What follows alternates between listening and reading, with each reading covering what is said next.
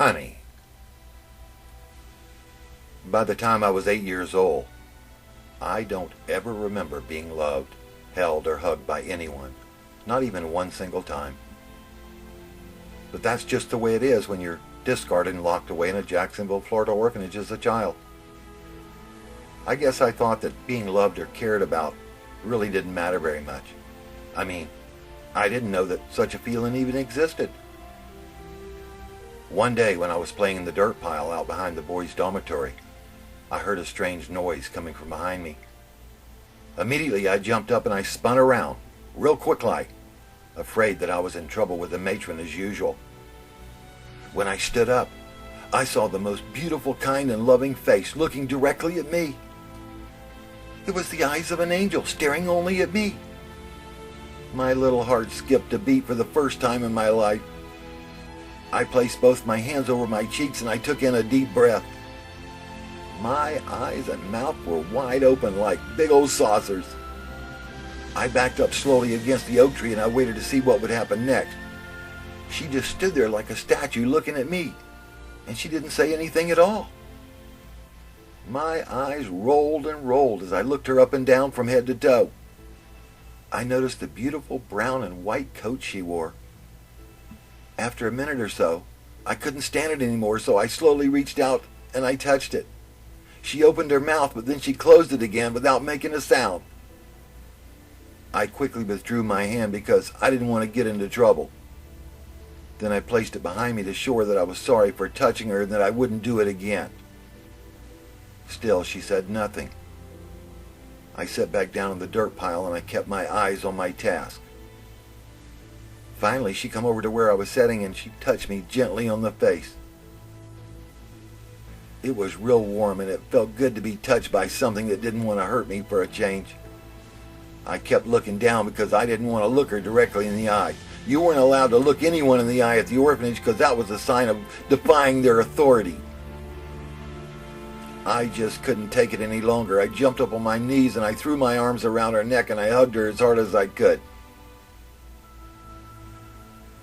Until she finally let me know that she really did like me by licking my face. That was the first and only dog we ever had at the orphanage, and I have no idea where she came from. Later on that day, we boys named her Honey.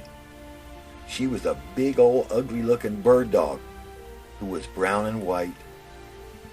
We orphans loved that dog, and that dog loved us kids. It was absolutely wonderful. About 2 weeks later, one of the boys came running into my bedroom, and he was crying his eyes out, and he told me that Honey had been run over by a car outside the orphanage gate. I ran downstairs as fast as I could, and I locked myself in the telephone room. I stood there against the locked door, breathing in and out as fast as I could. I didn't come out, not even for supper. I stayed in there all night long, and I cried and I cried and I cried.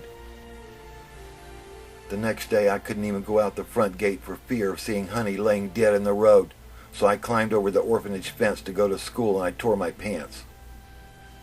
After school, Mother Winters, the head matron, knowing how much I loved that dog, called me to the head office, and she told me to take my dumb little ass with old Mac, the black groundskeeper, and get a wheelbarrow and pick up Honey out of the road, and that I was to use my bare hands to do it.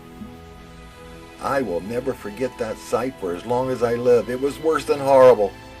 Her insides were all over the place. I will always remember the look on Honey's face as she lay there dead with her tongue hanging out. I knew that beautiful old dog would never love me again.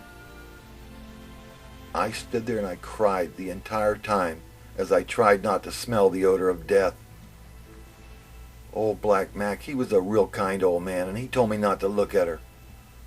All by himself, he moved her into the wheelbarrow and picked up all the pieces.